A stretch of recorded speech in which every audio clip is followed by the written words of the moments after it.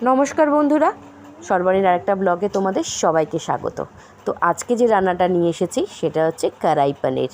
বাড়িতে বসেই তৈরি করে ফেলবো রেস্টুরেন্ট স্বাদের কড়াই পনির। নিয়ে নিয়েছি আমি 400 গ্রাম পনির।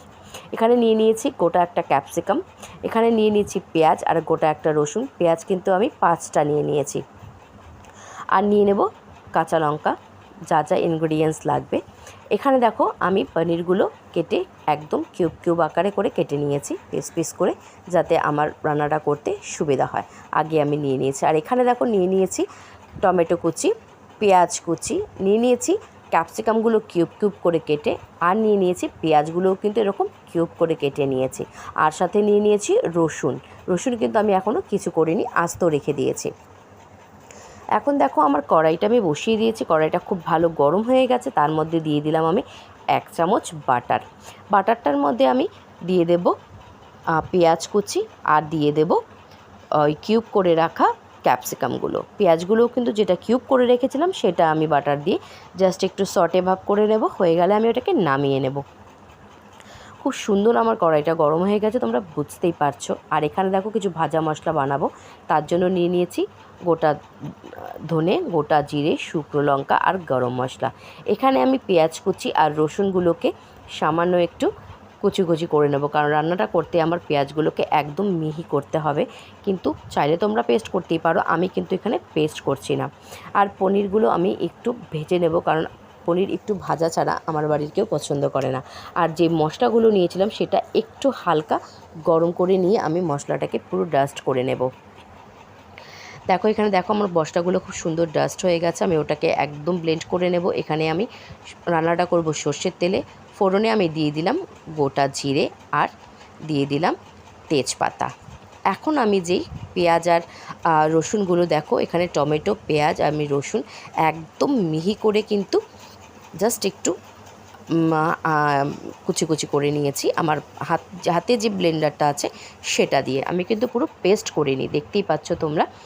এটাকে দেখো আমি এবার লবণ, হলুদ দিয়ে খুব সুন্দর করে নরম করে নেব, কারণ এটার মধ্যে জিনিসটা যত নরম হবে তত কিন্তু মশলাটা কষাতে খুব ভালো হবে।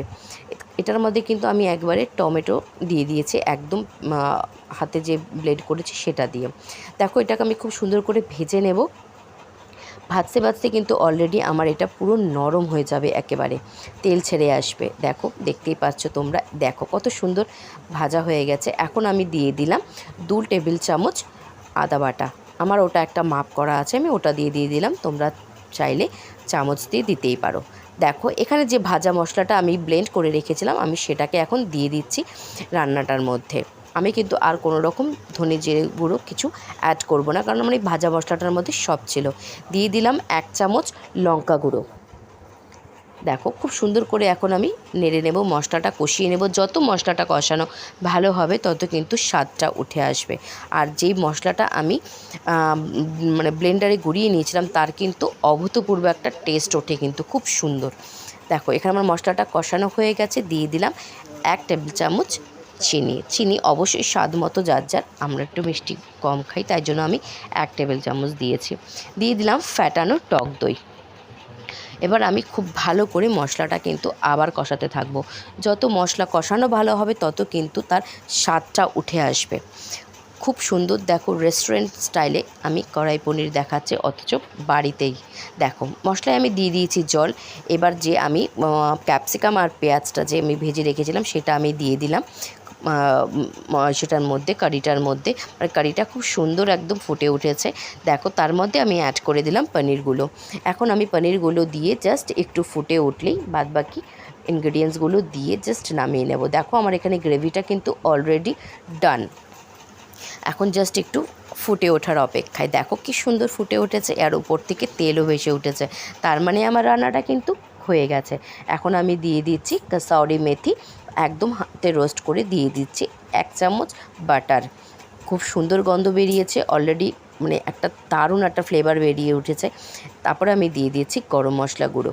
এখন আমার দেখো রান্নাটা পুরোপুরি কিন্তু হয়ে গেছে কমপ্লিট। জাস্ট এখন নামিয়ে গরম গরম তোমরা রুটি বা তন্দুর রুটি যা দিয়ে খেতে পারো তা দিয়ে তোমরা দিয়ে খেতে ভালো লাগবে। দেখো কেমন হয়েছে। যদি আমার রান্নাটা ভালো লাগে প্লিজ একটু লাইক কমেন্ট করে চ্যানেলটাকে সাবস্ক্রাইব করে দিও। সবাই সাথে থেকো, পাশে থেকো, আর অতি অবশ্যই কিন্তু ঘরে ট্রাই করবে রেস্টুরেন্ট স্টাইলে কড়াই পনির।